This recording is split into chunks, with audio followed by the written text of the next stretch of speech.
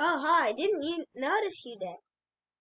My name is Mitchell Jagdishwar, Glenfield Public School Year 434T.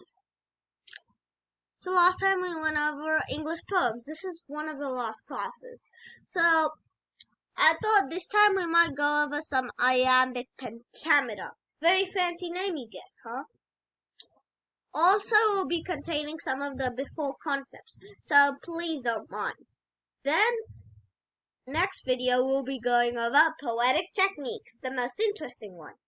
So I think we should get started. But this video has all the concepts before, and the next video will have all the concepts not there, cause it will be too large and it will be like very big minutes. So I wanted to keep it a minimum minute as possible. So yeah. So let's get started now. What is poetry?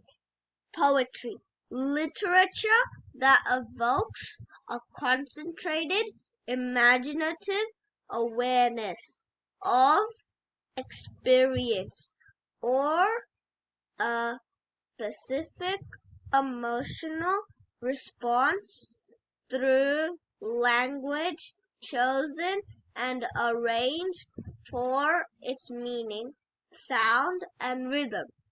The meaning is the emotion, like my brother is sad that he didn't get candy. My mom is tense because her grandma got COVID. So it's mainly stuff like that in emotion. The sound is onomatopoeia. Kaboom! Boing came the ball. And the rhythm is the beat. And if I didn't explain the sound, I'll explain it once more. Boing, kaboom. They are sounds that objects make, basically. Like, boing came the ball. Next is the rhythm. The rhythm is a beat. Like that. So, I think I covered enough of what is poetry. Time to look over the structure of poetry.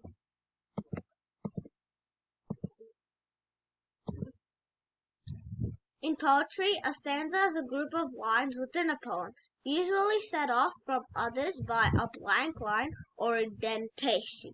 Stanzas can have a regular rhyme and metrical schemes, though stanzas are not strictly required to have either. There are many unique forms of stanzas. Unite versus divide. United means like every paragraph of poetry in 4 lines, or in a pattern, 4 lines, 2 lines, 4 lines, 2 lines, 4 lines, 2 lines. But divided is free verse, like the first stanza 5 lines, the second stanza 4 lines, the third stanza 7 lines, the fourth stanza 57 lines. Like that is possible, but I don't know. Okay, next we'll study what stanzas can reveal. Stanzas can reveal structure, pattern, organization, and you can set a mood. Excuse me. So now we'll be figuring out what is the meaning of them. So the structure is framework, and stanzas are like architecture. The pattern, the rhyme, and the beat in the first stanza will follow on. The stanza explores a thought, and then a new stanza explores a new thought. Set a mood. There are some emotional thoughts and vocabulary. So, yeah.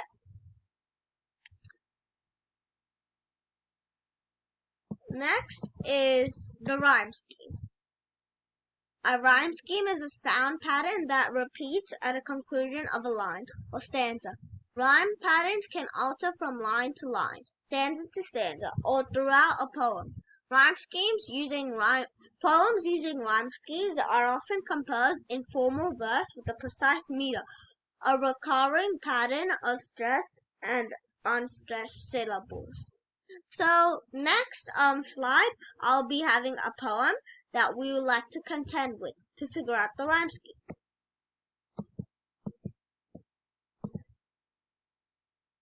It's one of the poems I made by myself. It's only 4 lines.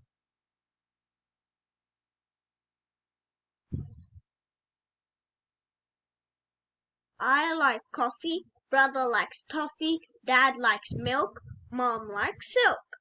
So, basically, I like coffee, so basically, because it's the first line and because you have to put the first letter of the alphabet, A. And then the second line, it has to also be A, because the first lines, coffee, last ending, rhymes with the second line's ending, toffee. So A and A. Second line's toffee does not rhyme with milk. So, milk has a different letter now. A, and then A, then the next letter has to be B. Then since milk rhymes with silk at the ending, so that has to be the same letter. So then it has to be a B. So the rhyme scheme for this poem is A, B, B. I hope you figured that out. Next is the examples of rhyme schemes. So the rhyme schemes are alternate rhyme. A, B, because it's alternate in the name. It has to be switching like green, blue, green, blue, green, blue. And then the monorhyme is all of them rhyming like rhyme poetry. And enclosed rhyme is A, B, A, because it is enclosed because the first and the starting and the ending has to be the same letter, and the second and the third line has to be the same letter.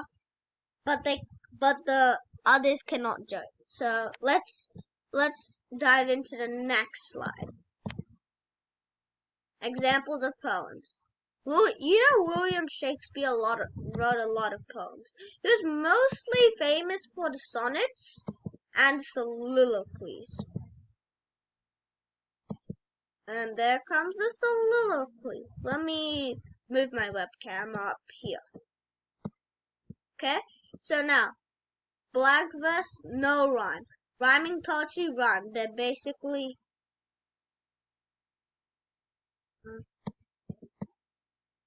Hello? Oh yeah, sorry. So rhyming poetry, rhyme. They're basically opposites. And free verse lacks consistent rhyme.